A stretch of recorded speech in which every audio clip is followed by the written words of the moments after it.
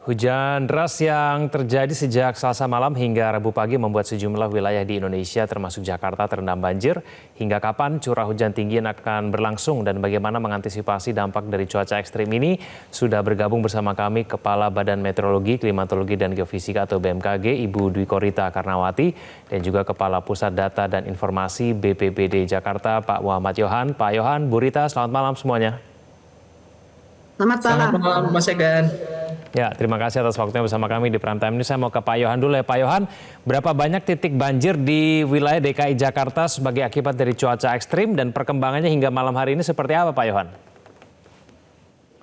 Ya, untuk saat ini update terkini pukul 19.00 ini masih ada 33 RT yang tergenang ya dan 6 ruas jalan yang tergenang nih. Nah, untuk ruas jalan ini cukup signifikan ya pengurangannya karena tadi petugas dari Dinas Sumber Daya Air, Bina Marga, kemudian Dinas Hulu Karmat, dan tentunya dari BPBD ini sudah melakukan apapun yang bisa dilakukan ya untuk mengurangi genangan dan memastikan tali-tali air itu berfungsi dengan baik bersama dengan tentunya dengan lurah dan camat di wilayah setempat ya. Jadi kira-kira seperti itu untuk pengurangan genangan. Pak Yohan, kalau tadi malam ketika curah hujan masih tinggi begitu, berapa banyak RT yang terendam banjir? Malam ini 33, tadi malam berapa banyak? Untuk tadi pagi mungkin ya, itu sekitar pukul 3 pagi itu masih di titik puncaknya itu ada 54 RT yang tergenang ya.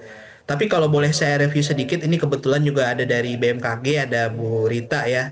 Jadi kalau kita bandingkan dengan situasi 5 tahun yang lalu, situasi sekarang ini sudah banyak yang kita perbuat ya, karena di 5 tahun yang lalu dengan hari ini itu curah hujannya itu cenderung sama di kisaran 360 sampai 370-an mm per hari ya. Nah, apa yang terjadi 5 tahun lalu di situasi dan kondisi curah hujan yang sama, 5 tahun yang lalu itu ada 390 RW yang tergenang. Sementara untuk hari ini dengan kondisi curah hujan yang kira-kira sama, ini jumlah genangannya cukup jauh ya. 29 RW yang tergenang. Dan lebih fokusnya tadi ke RT malahan ada 54 RT di titik puncaknya dan saat ini di 33 RT ya di jam 7 ya. Artinya apa? Program-program sama 5 tahun ini sudah banyak yang dilakukan oleh Pemprov DKJ itu ya cukup signifikan ya. 5 tahun dari 390 RW ke 29 RW tentunya eh, itu menjadi indikator bahwa untuk pembangunan infrastruktur Ya. itu ada sekitar 30 kilometer dari hulu ke hilir ya. Itu eh, aliran sungai itu sudah diperbaiki baik itu melalui naturalisasi maupun revitalisasi. Itu 17,4 kilometer itu sudah berhasil dikerjakan oleh Dinas Sumber Daya Air. Belum Oke. lagi ada penambahan waduk-waduk ya, kemudian embung-embung yang kita harus bebaskan lahannya juga di wilayah Bogor. Kemudian ada dukungan juga dari pemerintah pusat ya, ada Ya. BBWSCC yang membangun sodetan Kali Ciliwung. Itu sudah pernah dikaji, itu berhasil mengurangi banjir itu sebanyak 8% ya. Kalau Oke. dengan catatan buka tutup pintu sodetannya itu tepat ya.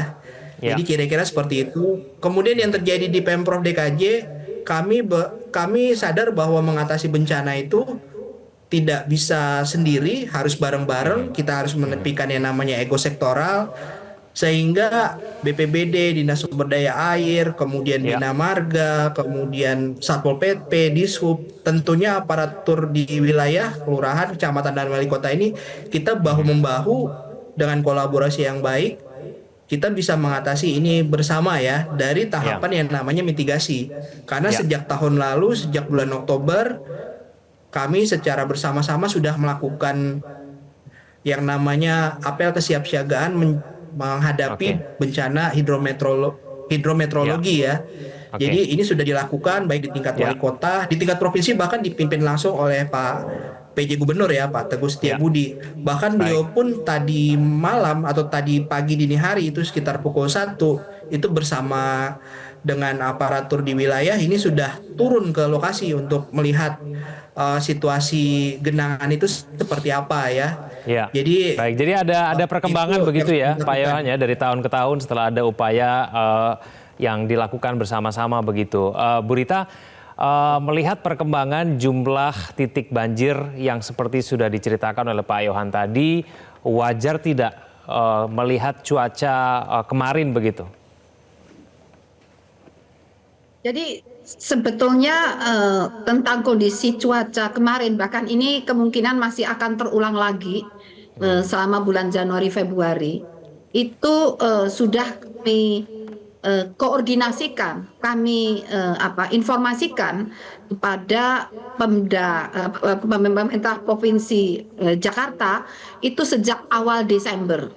Sudah, bahkan saat itu ditindaklanjuti oleh Pemprov Jakarta dengan modifikasi cuaca. Sehingga saat Nataru itu yang harusnya juga seperti ini, harusnya fenomena ini tuh terjadinya di Nataru. Tapi saat itu Pemprov dengan modifikasi cuaca ya sampai menjelang akhir tahun sehingga bisa terkendali. Dan ini adalah pengulangan kembali karena ada fenomena saat itu awal Desember antara lain dipengaruhi oleh Madden-Julian Oscillation, juga La Nina lemah, dan juga masuknya monsun Asia yang semakin menguat dan fenomena seruak udara dingin. Sekarang fenomenanya kurang lebih sama, ya. Hanya sekarang nampaknya Pemprov lebih siap, lebih siaga, sehingga memang waktu itu kami diberitahu kapasitas infrastruktur pengendalian banjir di Jakarta itu sampai 150 mm per hari. Pemprov sudah siap. Kenapa 150 mm? Karena itu hujan ekstrim batasannya 150. Hujan kemarin itu melampaui 150, bahkan mencapai 200 mm lebih. Sehingga barangkali memang itu di atas 150 yang kapasitas dari infrastruktur yang ada. Nah, jadi memang ini terjadi demikian. Oke, Bu Rita, sekarang tren cuaca hingga bulan Maret, nah ini akan seperti apa? Apakah cuaca hujannya belum mencapai puncak atau akan terus mengalami penurunan, Bu Rita? Dari prediksi kami yang disampaikan sejak Oktober, itu diperkirakan puncak musim hujan di sebagian besar wilayah Indonesia termasuk Jakarta itu di bulan di bulan Januari ya, dan berlanjut sampai bulan Februari. Sehingga itu masih puncak. Mulai melemah di bulan Maret tapi masih hujan masih cukup tinggi dan insya Allah April itu sudah mulai memasuki musim kemarau. Sehingga potensi kejadian ekstrim masih akan terulang selama puncak musim hujan tadi. Namun ada siklus. Jadi yang siklus kali ini diprediksi akan berakhir tanggal 30 Januari. Setelah 30 Januari curah hujan mulai melemah. Kemudian selama beberapa hari sampai beberapa minggu itu ya ada hujan tapi tidak se ekstrim ini. Kemudian akan menguat lagi karena ada periode ulang terjadinya Madden-Julian Oscillation, salah satu penyebab cuaca ekstrim tadi, dan ada kemungkinan pengulangan seruak udara dingin, sementara La Nina lemah masih berlangsung dan monsun Asia masih cukup kuat. Demikian. Oke, baik Pak Yohan, ada siklus yang berulang, cuaca ekstrim akan kemudian masih terjadi begitu ya, kurang lebih seperti yang Bu Rita tadi. Kesiapsiagaan kita kemudian menghadapi puncak cuaca hujan ini seperti apa Pak Yohan? Baik, saya juga mau update ya bahwa hari ini BPBD juga sudah turun ke wilayah untuk mengirimkan bantuan. Baru saja tadi di Cengkareng Timur dan di Tegar Alur, Pak Sekretaris Badan ini sudah turun bersama tim untuk membagikan bantuan ke pengungsi ya. Dan memang dropping point-nya itu ada di kelurahan ya. Dan saya juga ingin menyampaikan bahwa di situasi-situasi seperti ini memang ada peraturan-peraturan yang mengatur bahwa lurah sebagai kepala wilayah ini sebagai komando di wilayah untuk penanganan bencana ya. Ini ada Oke. perbuknya, sehingga lurah ini ketika terjadinya bencana banjir misalnya ini bisa berkoordinasi baik secara horizontal maupun vertikal untuk menentukan langkah-langkah terbaik untuk mengambil keputusan-keputusan terbaik dan tercepat untuk keselamatan warga ya di wilayahnya gitu. Jadi Mhm, kira-kira mhm. seperti itu, dan memang persiapan untuk bencana hidrometeorologi ini nggak akan bisa optimal tanpa kita didukung oleh instansi lainnya, seperti Ya. contohnya dari BMKG ya. Betul apa yang disampaikan Ibu Dwi Korita tadi, itu menjadi acuan kami untuk mengambil Mhm, keputusan-keputusan penting, untuk mengambil mhm. langkah-langkah penting. Bahkan kami pun disupport oleh aplikasi yang memang bisa kami pantau di comment center kami, namanya Ya. BMKG Signature ya. Itu khusus untuk mengamati pergerakan angin, pergerakan awan, kemudian curah hujan dan lain-lain. Belum lagi Mhm. disupport data dari BMKG yang sifatnya tuh real time ya. Ini mempermudah kami untuk mengambil keputusan-keputusan. Ya. Dan Oke. modal ini menjadi penting karena apa? Karena keputusan juga di Pemprov DKJ itu tidak hanya Mhm. diputuskan oleh BPBD yang sebagai koordinator ya, tapi Ya. contohnya seperti tadi pagi ini kami sudah berdiskusi dengan Dinas Sumber Daya Air. Ini apa sih yang sebetulnya terjadi? Ya, ini cukup unik Mhm. ya fenomenanya ini, karena ada yang namanya curah hujan yang intensitasnya tinggi ini di sekitar Jakarta juga seperti itu ya. Ya. Kemudian ada fenomena yang namanya hujan lokal. Oke. Inilah yang menyebabkan kenapa sekarang di Jakarta Barat ini masih eh, tergenang ya paling banyak Ya. gitu.